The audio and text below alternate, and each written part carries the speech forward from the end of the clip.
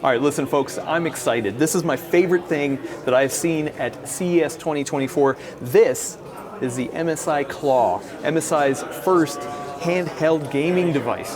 Now, we're gonna go over the specs and the details of this, but more importantly, I brought with me the Steam Deck and the Asus ROG Ally to compare and contrast against. So let's dig in. This video is sponsored by Silverstone. The innovative Ice Mist all-in-one cooler allows you to stack RGB fans on the water block, which can easily direct airflow to any hotspots on the motherboard, VRMs, or DRAM.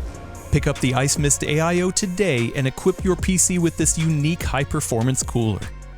So not only is the MSI Claw MSI's first handheld gaming device, this is also the first handheld gaming device that I'm getting to play with that has the Intel Core Ultra processor in here. Now it's actually going to launch with 3 different variations, 2 of which are going to have the Intel Core Ultra 7, and then the entry-level one is going to be the Intel Core Ultra 5. When it came to designing the MSI Claw, MSI had some very specific things that they really wanted to tackle. So one of them was battery life. This has got 53 watt hours in here, and they said combined with the efficiency of Meteor Lake, that it is supposed to get really good battery life. Obviously, we got to test it, but we will see when it comes to that. Also, because it's Intel based, it has a Thunderbolt port, which means maybe in the future they'll have a Thunderbolt 4 dock that compare with this. So we'll see. But I will say, to give my quick impressions of what it's like to hold it, it is actually really nice in the hand. It's comfortable. These edges kind of sit, at least in my hand, right in the center of there.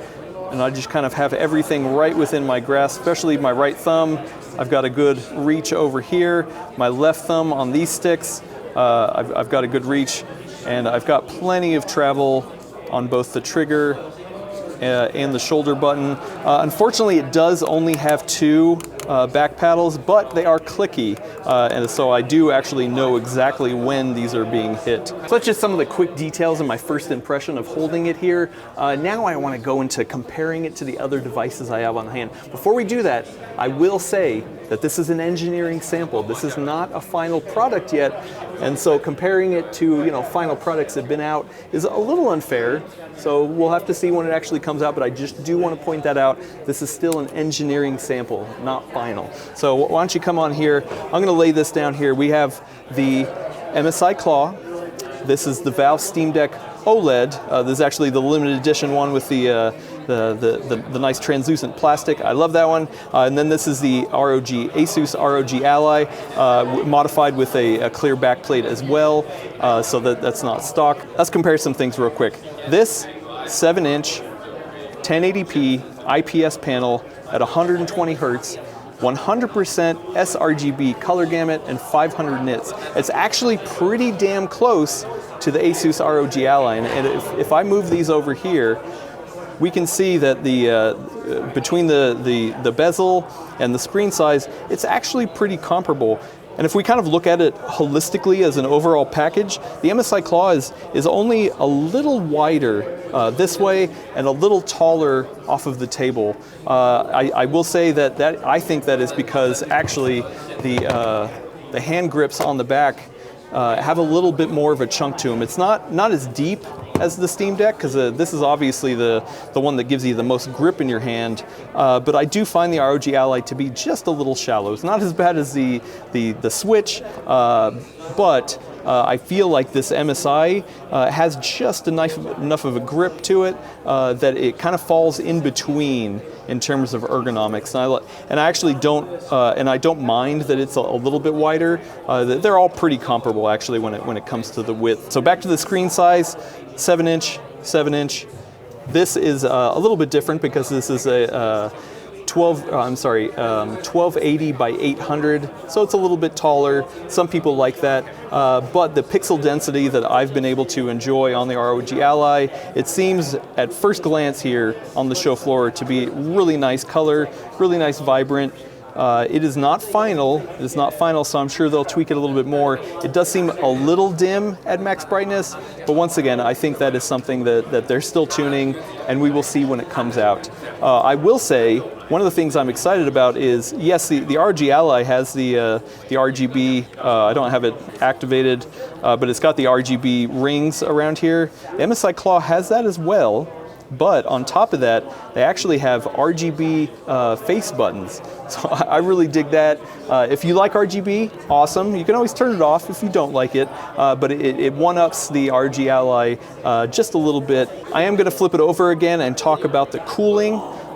So they tell me that unfortunately I can't take the backplate off and look inside of it, but I will definitely be doing that in the future. They tell me that there's 2 fans in here with 2 heat pipes, and they specifically designed this nice grill pattern on the back here for aesthetics, but also cooling to allow for a lot of cool air.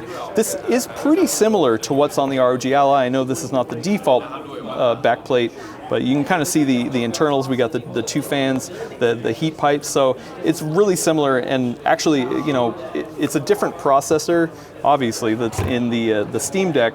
But that is one of the things that was a problem with the Steam Deck, is that this thing got toasty with the only 1 fan, and it got loud. The OLED version kind of fixed some of that, but I did enjoy the cooling on the ROG Ally. I feel like it was very sufficient.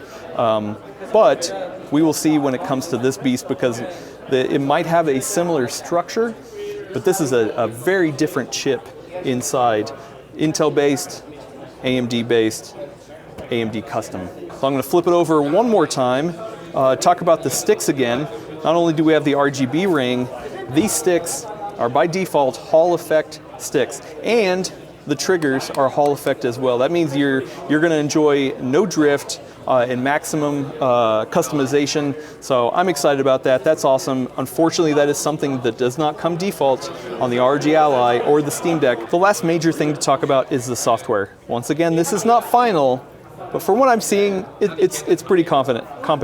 Like the Ally, you have the main button to bring over this launcher here on the left, and then on the right side they have a overlay with which you can get to some of the quick settings that are in there. It's still a work in progress, but it has some of the same building blocks. You got your launchers, it'll scan your game folders, install them in here. You can customize things like the haptics and things like that. But one of the things I'm excited about is getting in here with these different user scenarios, which, you know, we've seen on other handhelds. Obviously you can swap between the different presets, but it's also got built-in AI.